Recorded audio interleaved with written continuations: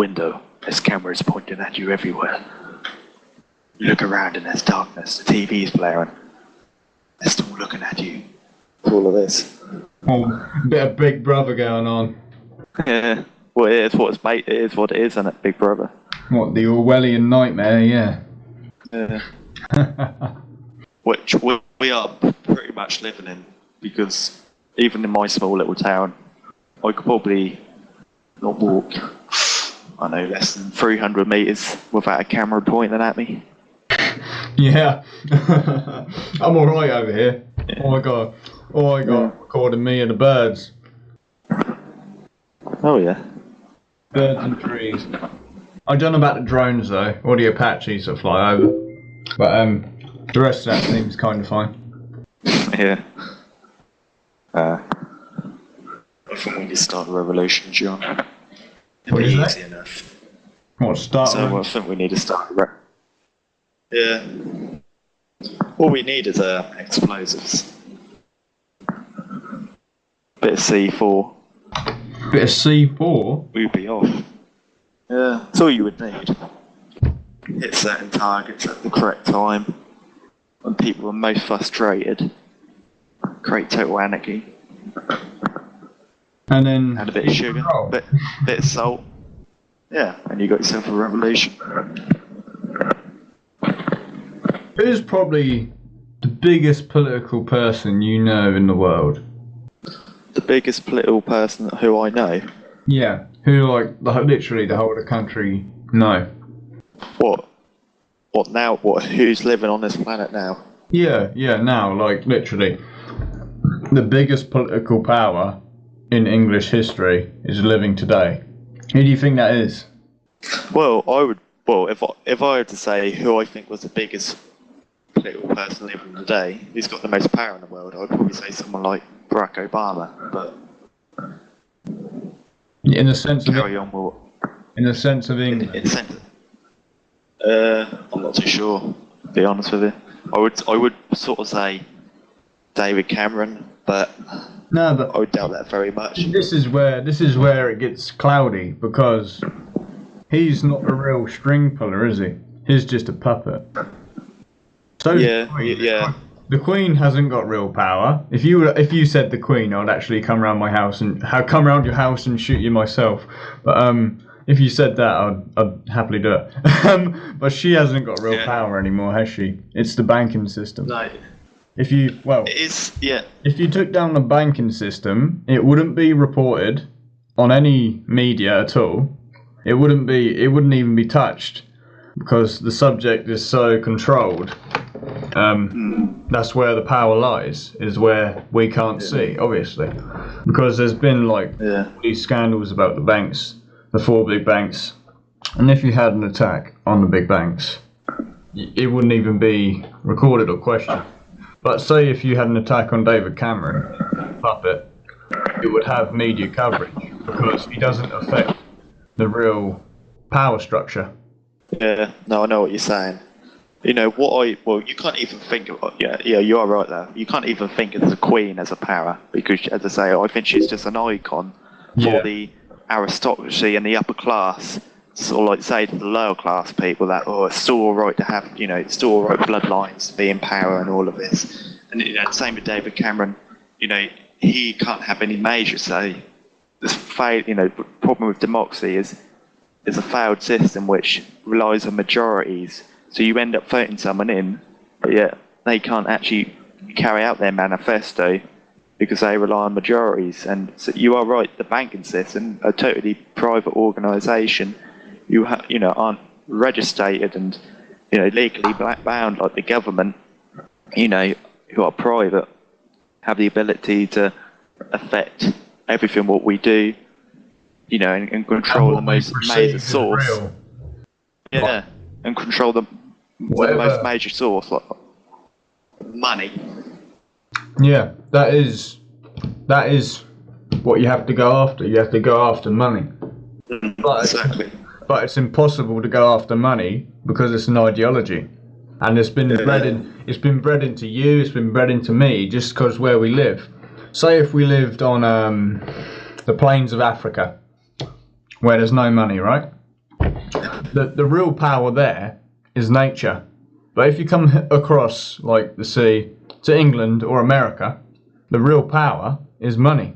So money is effectively our way of life. Every human being in the world creates money for the monetary system. Say, like, I would say the Federal Reserve, but that's sort of kind of obsolete now. It's been moved on to a more governmental structure money now. But you know, it's very hard to break down an idea like anonymous, like money, because they're practically an idea. Yeah, it is. But you know, as I say, the bank. If you could hit the banking system, it's hard. As you say, it's hard to break down this ideology of money. But at the end of the day, people who control that money, they bleed the same as anyone else. You know, an ideology maybe is an imaginary thing, but the people who control that ideology, that's who you hit. Because like any other person on this planet, they're not bulletproof, are they? You know. Of course they're not. And that's what you need to go after. You need to, if you want to stop a belief, you need to sort of like take away the people who's thinking of that belief. You know, you need to take away the source. And there are certain people who are, you know, it's mad, the greediness. You know, I was watching The Men Who Crashed the World, who I sent you that link, you know, and if you haven't watched it, you should. The amount of greed, these people have got, houses upon houses, they got yachts, but still, and you know, their CEOs of the most highest, you know, organisations in America and the world, you know, making billions, but yet they want more, and that's exactly. It's not even human. I was walking, you know, we're going through Norwich and that the other day, and there was, you know, this man in the, he owned this sort of rundown little bike shop, and he's talking about how he fixed a puncture for his bloke, and he normally costs £5 like per hole on a inner tube, but he couldn't, but this bloke on his inner tube on his bike had about 3 different holes, but it's like only charging him a £5, even though he could have charged him, £15 per hole, but he said, well, I can't just patch one hole up and leave the other 2 holes there in the inner tube. But the bloke who's in the tube that was, he gave him still £15, and it's sort of like, as a common people, we have the ability. Well, there's certain members who are incredibly greedy, but we are not in the same level of a lot of these people on the top brass. It's not in our nature, it's not in our genetics to be that greedy. We want is an easy way of life in which we can work, which we can find fulfillment in what we do, which we can laugh, we can play, all of this. But for them, it's just like they're a totally different breed of people from the rest of us, and they're the sort of people we need to hit. Yeah. But they're almost impossible to hit. Yeah, exactly. Mind if history has taught us anything, that nothing's impossible, Well, it is when the walls are closing in, my friend. When them walls are closing in, it's quite hard to even move house or even stay under the radar without moving yourself away from civilization. Mm. I bet. But do you even know? There was one. Oh, sorry. You stop. No, carry on.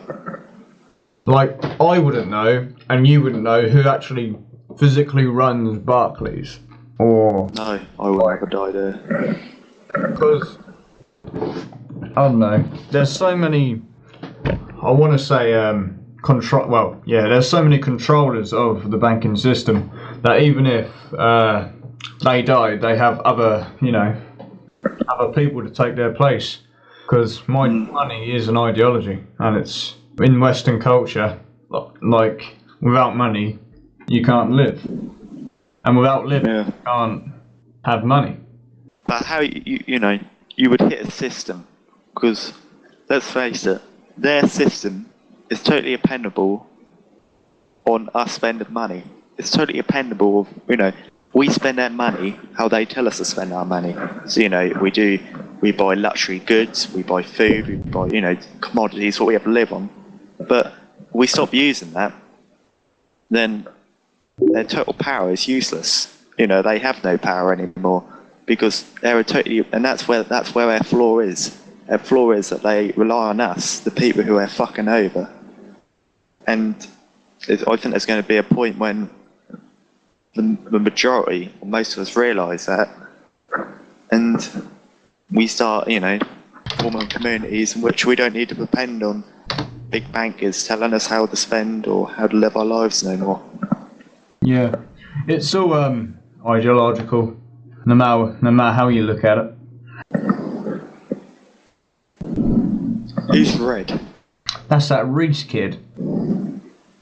That's that. Oh, that's that Reese boy. Red. Yeah. This will change to a dialectics of this conversation now with a third person. I think if you had more than 3, it would just be a mess, wouldn't it? Yes, it would be a. Like if you start having 5 or 6 of a conversation, if we all. It would. We had more than 3. Yeah. Like even now, you keep chatting a load of shit constantly. I have to sort of keep interrupting. Oh no, I have to chat some more shit. You hear like 5 or 8 people chatting shit. You just sort of like your ears are just explode with shit. Shit everywhere. we can hear you, Reece. Don't worry, mate. Can you hear me? We can. Yeah, fucking right you can, bro. Gonna hear a Suffolk accent and a Norfolk accent. Norfolk. Fucking right you can, bro. I'll put an Irish accent on just to sound a bit fucking different. Yeah, I'm watching a film. What you watching? One of them Hollywood CIA films, are you? No, it's called Hummingbird, so it's an English CIA film. Oh, with Jason Statham in it, when he kills all them poor little Muslims. Yeah. Oh yeah. I remember that film. Whoa! I haven't seen it yet. Shut up. No, carry on, John. I haven't seen it, but you might as well tell me what's it about. Right. So There's this homeless guy, There's this homeless guy, and blah blah blah blah blah blah blah.